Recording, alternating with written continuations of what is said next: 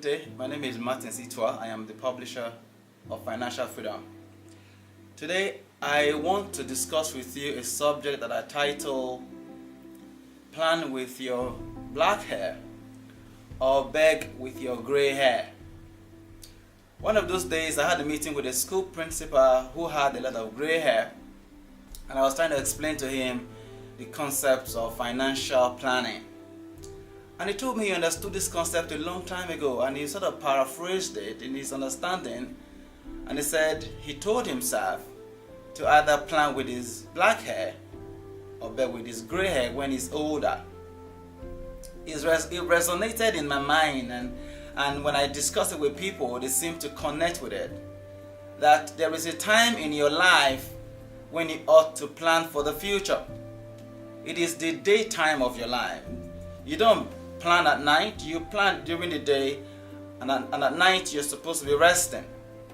Some people go through life without having a plan. They just live from day to day without a purpose, without a plan, without a goal.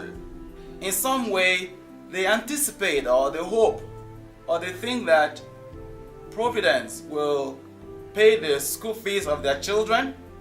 Providence will fuel their car when they're in their 50s or 60s. Providence will pay health bills if they have an accident or they have a certain kind of sickness.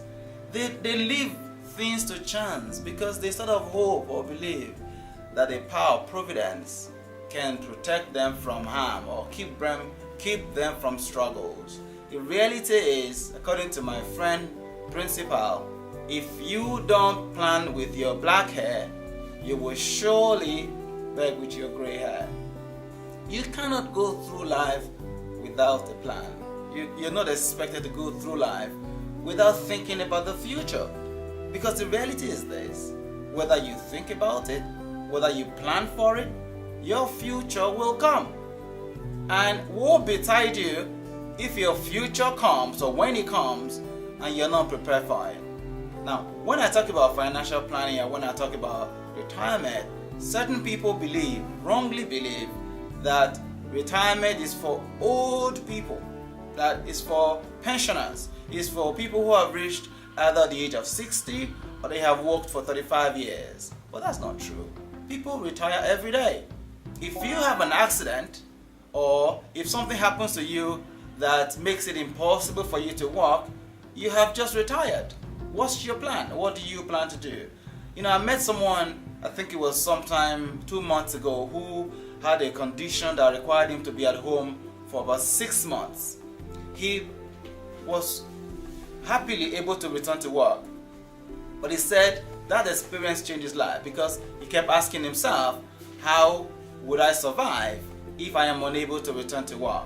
The point is, you need to ask yourself those questions and you must begin to plan for them. Plan for the future. Have emergency savings. Have an exit strategy. You must have an account or someone you can fall back on should things not go the way you want. Apart from that, you need to have a business, a side hustle, a side business you do that gives you additional income plus what you earn from your 9 to 5, that ensures that if and when something does happen, you're not left in the cold, you're not left to die, you're not left to abject poverty because you have not planned. You cannot live a life without planning. You can't face the future without planning. You can't live your life to chance, and you must put up a structure that helps you walk towards a predetermined future. Now, in summary, what I'm trying to say is this: you can't live your life to chance. You have to have a plan. That plan you can change it as time goes on. You can update it as time goes on. But not to have a plan at all is to plan to fail. Is to plan to end in poverty. Start a plan today. Have a budget for your life. Have a budget for your expenses. Have a budget for your family. Don't just enter a shop and just buy everything and anything that looks good. You must have a plan, because a planless life is a life that is doomed to poverty and unhappiness. Financial freedom, making sense of tomorrow.